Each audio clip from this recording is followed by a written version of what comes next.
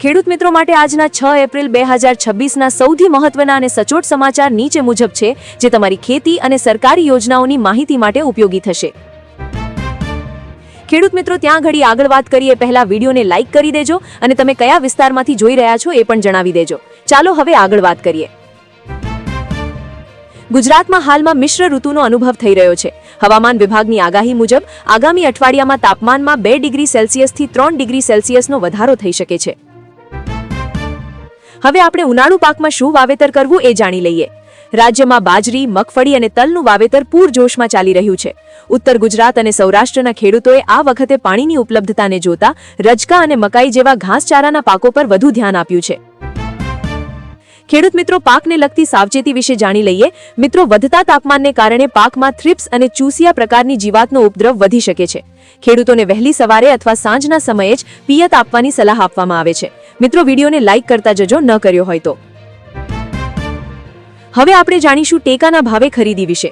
સરકાર દ્વારા રવિ પાકની ટેકાના ભાવે ખરીદી માટેની નોંધણી પ્રક્રિયા અત્યારે ચરમસીમા પર છે. ઘઉં અને ચણા. આ વર્ષે કેન્દ્ર સરકાર દ્વારા ઘઉં અને ચણાના ટેકાના ભાવમાં નોંધપાત્ર વધારો કરવામાં આવ્યો છે. ટેકાના ભાવે નોંધણી કેવી રીતે કરવી એ જાણી લો. ખેડૂતોએ ગ્રામ પંચાયત સ્તરે VCE પાસે જઈને ફોર્મ ભરવાના રહેશે, જેમાં જરૂરી દસ્તાવેજો, આધાર કાર્ડ, 7-12 અને 8A ઉતારા અને બેંક પાસબુકની નકલ સાથે રાખવી અનિવાર્ય છે.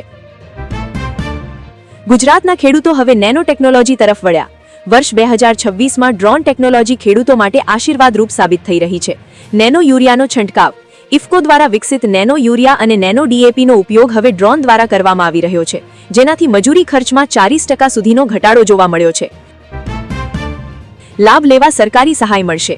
ગુજરાત સરકાર કૃષિ વિમાન યોજના હેઠળ ડ્રોન ખરીદવા માટે ખેડૂત જૂથો અને FPO એટલે કે ફાર્મર પ્રોડ્યુસર ઓર્ગેનાઇઝેશન્સને સબસિડી આપી રહી છે. હવે એક મોટા પશુપાલન સમાચાર વિશે વાત કરીએ. ખેતીની સાથે પશુપાલન એ ગુજરાતના ખેડૂતોની કરોડરજ્જુ છે. દૂધના ભાવમાં વધારો. અમૂલ અને અન્ય જિલ્લા સહકારી દૂધ મંડળીઓ દ્વારા પશુપાલકોને અપાતા ફેટના ભાવમાં પ્રતિ કિલો ફેટ દીઠ ₹10 થી ₹20નો વધારો કરવાની વિચારણા ચાલી રહી છે. લંપી વાયરસ સામે સાવચેતી. ઉનાળાની શરૂઆતમાં પશુઓમાં રોગચાળો ન ફેલાય તે માટે રસીકરણ અભિયાન તેજ બનાવવામાં આવ્યું છે. પશુપાલકોને પોતાના પશુઓના રહેઠાણ પાસે સ્વચ્છતા રાખવા અપીલ કરવામાં આવી છે.